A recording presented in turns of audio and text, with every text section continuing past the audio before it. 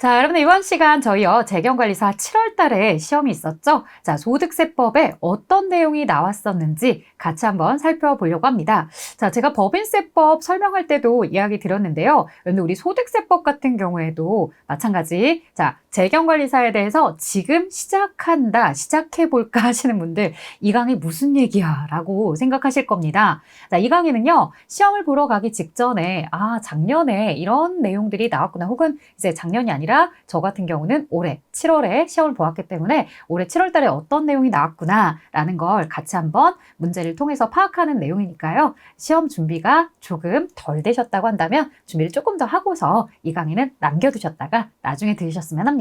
자, 저희 그러면 한번 시작해 보도록 할게요. 7월 달 7월 30일 날 이렇게 시행이 되었었고요. 소득세법에 대해서 한번 보도록 할게요. 날이 더웠죠. 7월은 더워요. 시험장은 엄청 시원해요. 네, 자, 다음 중 소득세법의 과세기간에 대한 설명으로 옳은 것, 이런 질문들이 나오죠. 여러분들 이제 과세기간이다 라고 하면은 보통 이제 1월 1일부터 12월 31일까지야 라고 하는 거 여러분들도 잘 알고 계실 겁니다. 자, 예외적인 날들이 있어요. 출국에 대해서 하거나 혹은 또 뭐가 있더라? 사망한 날. 저는 이제 이론에서 하늘로 올라가는 날이에요 라고 하죠. 그래서 가볍게 출국 비행기 타고 올라갈 때도 있고 더 높이 사망을 하게 되면 출국한 날까지, 사망일까지 이렇게 하나의 과세 기간이 끝나기도 하더라. 하지만 이것은 모든 사람에게 이제 적용을 한다라고 했을 때 출국이나 사망에 대해서 이야기를 했지만, 자, 올바른 것을 고르라고 했을 때 출국한 날까지 됩니다 라고 한 거니까 틀린 질문을 고르세요 라고 하면은 주로 뭐가 많이 나오느냐? 신규로 사업을 하거나 폐업을 하게 된 경우에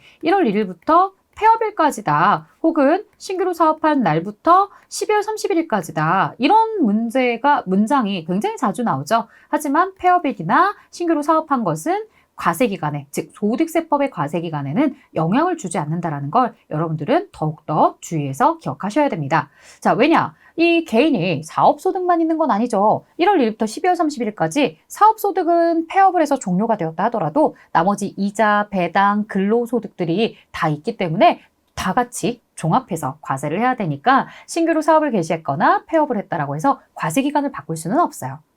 자, 그 다음에 김일타 씨의 금융소득 금액을 계산하면 얼마인가 라고 물어봅니다. 자, 이제 실제 시험은 사실은 여기 김삼일 씨의 금융소득 금액을 계산하세요 라고 많이 물어보죠. 자, 금융소득 금액이에요, 여러분들.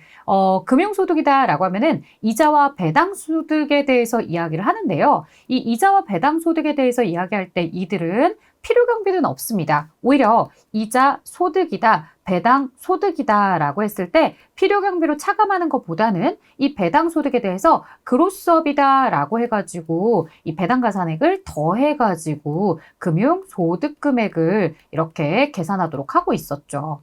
자, 그러면 이 네 가지 소득을 모두 다 더할 것이냐 라고 했을 때요, 국내 상장 법인으로부터 수령한 배당, 비상장 법인으로 수령한 배당 모두 다 배당 소득에 들어갑니다. 자, 정기예금의 이자 수익은 이자 소득으로 들어가겠죠. 자, 하지만 조심할 점, 비실명 금융소득에 대한 이자 수익도 역시나 이자 소득은 맞습니다. 이자 소득은 맞는데 이 비실명 금융소득은 전액 분리과세되는 이자입니다. 따라서 분리과세되는 이자 소득을 제외한 나머지 소득에 대해서만 종합과세, 무조건 분리과세를 제외한 나머지 내용들을 가지고서 우리가 계산을 해주셔야 되겠죠.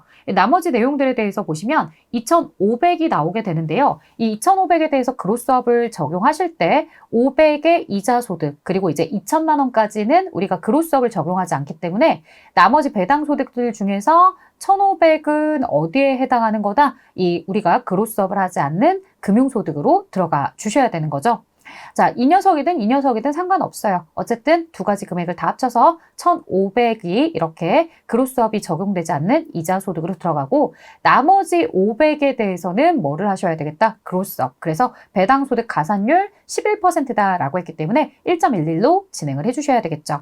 그래서 2천만 원에 대한 기본적인 이자 배당 소득에다가 여기 나머지 차액에 대한 500에는 1.11로 해서 이렇게 2,555만 원이다라는 소득에 대해서 여러분들이 처리를 해주셔야 됩니다.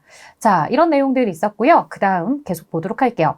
사업 소득에 대한 내용이고요. 3% 지방소득세를 제외하고 그냥 이제 3.3 이렇게 많이들 알고 있는데 3%만 원천징수했습니다. 원천징수 납부해야 하는 기한은 언제까지 납부합니까? 라고 이야기를 하죠. 자, 그래서 10월 25일 소득이었다라고 한다면 다음 달 10일까지다 라고 하니 11월 10일까지 이렇게 이야기합니다. 자, 여러분들 제가 앞에 법인세 강의에서도 이야기하지만 사실 이런 10월이다, 11월이다 라고 하는 건 제가 머릿속에서 기억을 해냈을 때 완벽하게 이 내용이 기억나지 않게 되면은 예를 들어서 이제 뭐 여기가 4월이고 여기가 5월로 원래 시험은 나왔을 수 있지만 나름대로 이제 문제 유형이나 이런 것들을 기억해 온 거기 때문에 여기서는 약간 좀 변경이 되었을 수도 있어요. 자, 여러분들이 기억해야 되는 키포인트는 뭐예요? 시험 문제가 10월로 나오든 4월로 나오든 상관없이 이 원천징수에 대해서는 다음 달 10일까지 납부해야 한다라는 사실을 우리는 모두 다 기억하고 있으셔야 된다는 거죠. 자, 그런 내용들 꼭 여러분들 기억해 주셨으면 합니다. 자, 뭐 회사 이름 말해 뭐 합니까? 여기 분명히 주식회사 3일이라고 나왔을 거고 김삼일 씨에게 라고 나왔을 겁니다. 그런데 이제 저는 저희 1타 클래스의 김성실 씨다라고 변경을 해보았습니다. 자, 그 다음 24번은요. 소득세법에 대한 세액공제 설명으로 올바르지 않은 것을 고르세요 라고 이렇게 이제 물어봅니다. 그래서 세액공제에 대해서 여러분들 학습한 거 많이 있죠. 뭐 보장성 보험도 있고 교육비도 있고 그 다음에 의료비도 있고 기부금도 있을 겁니다. 자, 이런 내용들이 있는데요. 여기에 그런 내용들 뿐만 아니라 어떤 보기까지도 같이 존재를 했냐면 이 재해손실 세액공제라는 녀석이 들어오게 되었다라는 거죠. 사업연도 중에서 천재지변, 기타 재해로 인해서 사업용 자산가액의 15% 이상을 상실하여 납세하기 곤란하다고 인정되는 경우에 그 상실된 자산가액을 한도로 재해손실 세액공제를 받을 수 있다라는 문장이 나왔는데요. 자, 올바르지 않은 것을 고르세요라고 했을 때 이 녀석이 정답이 되었다는 건 얘가 어딘가에 오류가 있다, 틀렸다라는 거죠. 바로 재해손실에 대한 세액공제는요. 자산가액의 20% 이상을 상실했다라고 이렇게 나와야 되는데 15% 혹은 25% 이런 식으로 문장이 제시가 되었습니다. 그래서 어쨌든 20% 이상이 아니었기 때문에 네 녀석이 정답이구나 라고 우리가 체크할 수 있어야 된다는 거죠. 그래서 재해손실 세액공제에 대한 이런 자산의 몇 퍼센트 이상을 상실했을 때 적용을 받느냐라고 했을 때 이 퍼센트는 지금까지 시험 문제에서 나오진 않았던 내용이었거든요. 저는 일단 본 적이 없어요. 아마도 작년에 새로 들어가신 출제자분이 이 부분에 대해서 문제를 추가한 것이 아닐까라고 조심스럽게 생각해 봅니다. 자, 그 다음 볼게요. 반드시 종합소득금액에 과세표준 확정신고를 해야 되는 경우는 무엇입니까? 라고 해서 확정신고를 해야 되는 사람, 자, 종합소득금액만 있는 사람은 반드시 확정신고를 해야 된다. 이렇게 이제 보기가 되는 거죠. 우리가 이제 확정신고를 해야 되는 사람, 확정신고를 하지 않아도 되는 사람 했을 때 확정신고를 안 해도 되는 사람에 대해서 많이들 여러분들 학습하셨을 거예요. 뭐 대표적으로 근로소득만 있는 사람 이렇게 많이 얘기하죠. 왜냐하면 근로소득만 있는 사람은 연말정산이라는 개념이 있기 때문에 근로소득만 있는 사람은 뭐 할 필요가 없다. 연말정산으로 이 사람의 납세 의무가 끝났다. 그러니 확정신고를 할 필요가 없다. 이런 내용들이 있었습니다. 뭐 퇴직소득만 있는 사람은 퇴직하는 시점에 원천징수를 다 했기 때문에 역시나 확정신고를 다시 할 필요는 없다. 이런 이야기들 같이 여러분들 참고로 기억해 주시면 좋겠네요. 자, 그 다음에 26번. 자, 이 문제는 솔직히 말하면 제가 이제 실제 시험장에 들어갔다라고 이야기할 수 있는 게 이때 7월달 시험 회차 보셨던 분들 이 칠판에 오타예요 라고 하면서 감독관이 중간에 정정을 하셨던 거 기억하실 건데요. 이 1억 2천이다 라고 하는 이 양도의 실제 거래가액 있잖아요. 이게 공 하나가 빠져 있었어요. 그래서 120, 00, 000 해가지고 이걸 가지고 이제 사실 이의 신청을 한 거죠. 누군가가 시험 중간에. 근데 우리가 그런 내용들에 대해서는 사실 그분도 알 거예요. 이게 1억 2천인데 공 하나가 누락이 되었구나 라고 아실 거예요. 특히나 콤마가 찍혀져 있기 때문에 모를래야 모를 수가 없죠. 하지만 그래도 또 이제 올바르게 정정하고서 문제를 풀어보자 라고 하는 거죠. 거주자 김일타 씨가 얼마 전에 6년간 보유한 토지를 양도하게 되었습니다. 토지에 등기되어 있으며 사업용 토지이다 라고 해서 양도소득 과세표준을 계산하면 이렇게 이제 물어봤어요. 과세표준을 구하라는 문제가 나왔었는데요. 이 바로 직전 회차 6월달 시험은요, 양도소득에 대한 과세표준뿐만 아니라 이 양도소득 금액을 계산하세요. 그래서 양도소득 금액과 과세표준의 짝이, 연결이 올바르게 된 것을 체크해 보세요라고 하는 문제가 출제가 되었었습니다. 그래서 그때도 리뷰를 하긴 했는데, 그러면서도, 여러분들에게 7월 달에 바로 이런 내용을 또 낼까라는 생각을 했었는데, 또 내셨죠. 이게 왜 냈느냐라고 생각을 해보면, 기출문제 공개를 안 하니까 직전에 나왔던 회차에 나왔던 문제가 다음 회차에도 똑같이 나올 수도 있고 유사하게 나올 수도 있더라는 거예요. 또 하나, 그래서 제가 요즘 고민이 뭐냐면 6월달 시험도 과세표준과 양도소득 금액을 계산하라고 했고 7월달은 양도소득에 대한 과세표준을 계산하라는 문제가 나왔단 말이지. 그렇다면 내가 그 전에 시험장에 갔을 때는 양도소득과 관련해서 어떤 문제를 많이 보았느냐라고 했을 때 다음 중 양도소득세가 과세되는 항목이 아닌 것은 이런 것들을 많이 물어봤었던 것 같은데 걔네들 요즘 뜸하네? 라는 생각이 저는 드는 거예요. 그래서 양도소득과 관련해서 과세표준을 계산하는 내용은 당연히 오늘 이 문제를 통해서도 정리를 해야 되겠지만 다시 한번 양도소득세가 과세되는 항목에 대해서도 우리가 정리를 하고 시험장에 들어가는 게 안전하겠구나라는 생각을 저는 하게 되었습니다.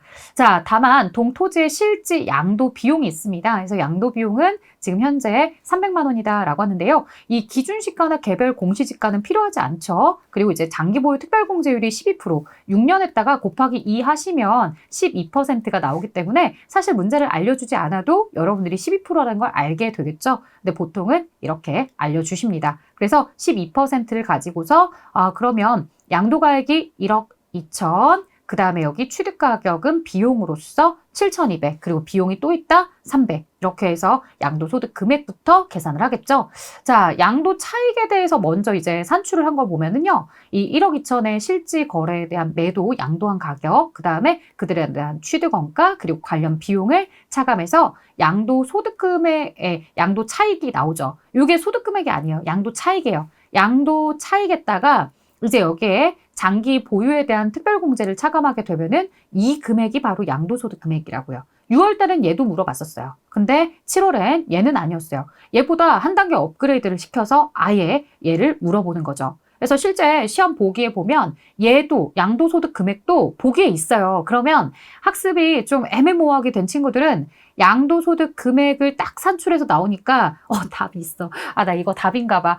나 우연히 맞췄어. 때려 맞췄어. 라고 생각하는데 사실은 틀렸죠. 왜? 실제로 시험 보고 나서 제가 시험 보고 왔어요 라고 이렇게 썼을 때 그 후기 글에도 그 친구가 써줬는데 와, 저 기본 공제 250 빼는 거 깜빡할 뻔했잖아요 라고 이렇게 이야기를 해주셨습니다.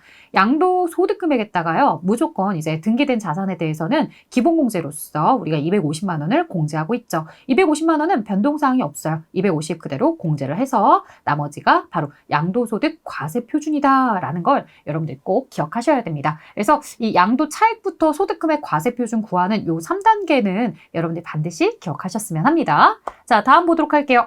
부동산 임대업을 운영하는 거주자 기밀타에 대한 자료입니다. 자, 2022년 거주자 기밀타의 세법상 부동산 임대사업 총수익 금액을 계산하면 얼마입니까? 라고 물어봅니다. 사실 이제 제가 적중 예상 문제의 몇 페이지에 몇 번이랑 유사하다라고 하는 건 저희 교재를 가지고서 학습하는 친구들 그 문제 다시 한번 보세요라고 써놓은 거고요. 자, 볼게요.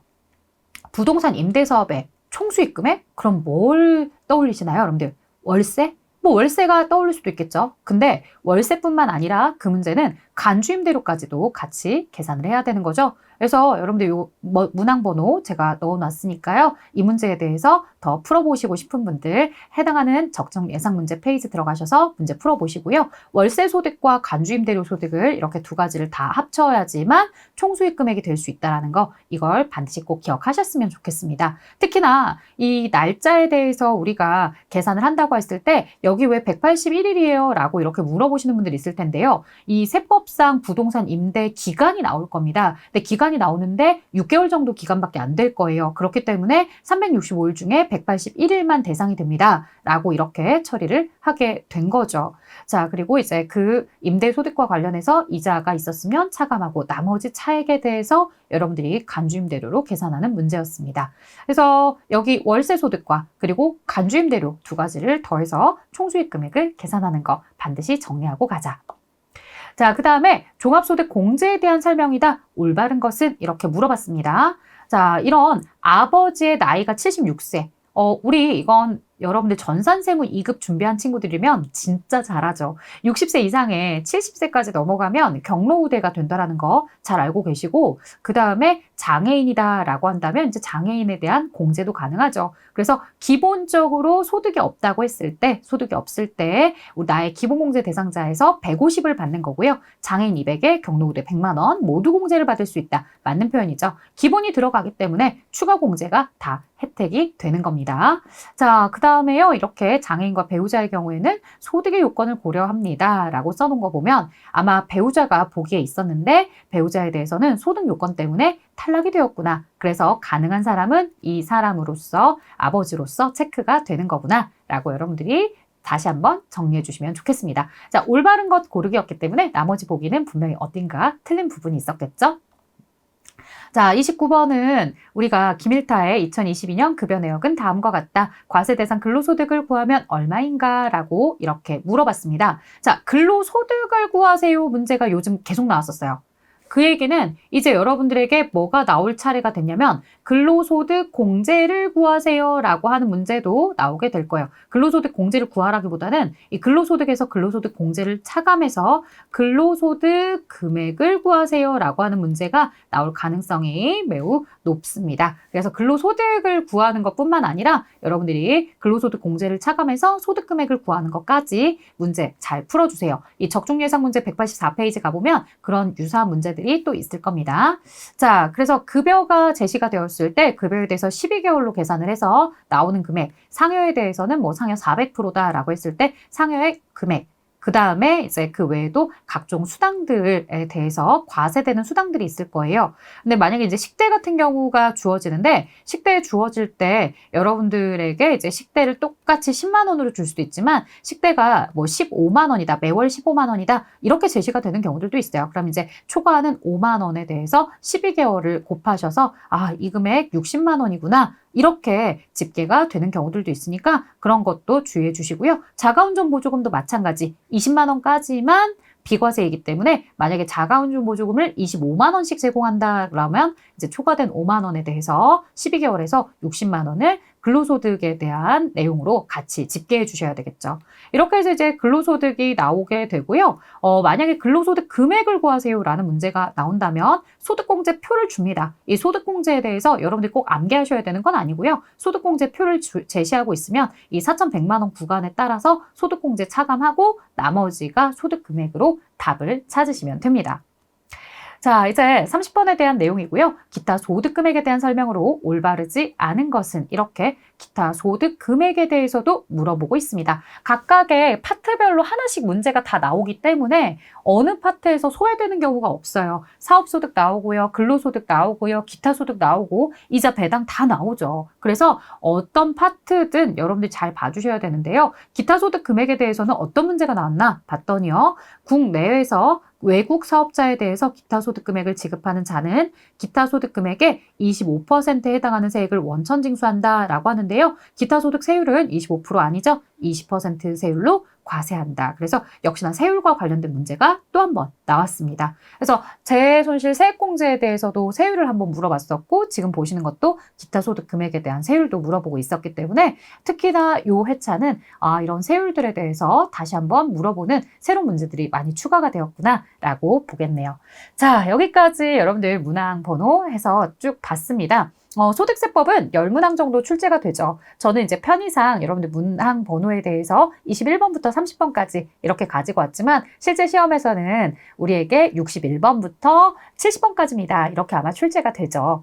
자, 그리고 이제 문제는요. 순서 배열은 조금 다를 수 있습니다. 나름대로 생각나는 거대로 이렇게 정리를 해서 가지고 왔고요. 나머지 부가가치세가 또 기다리고 있네요. 저는 다음 강에서 부가가치세에 대해서 같이 한번 또 리뷰 시작해 보도록 할게요. 여기까지 하겠습니다. 안녕!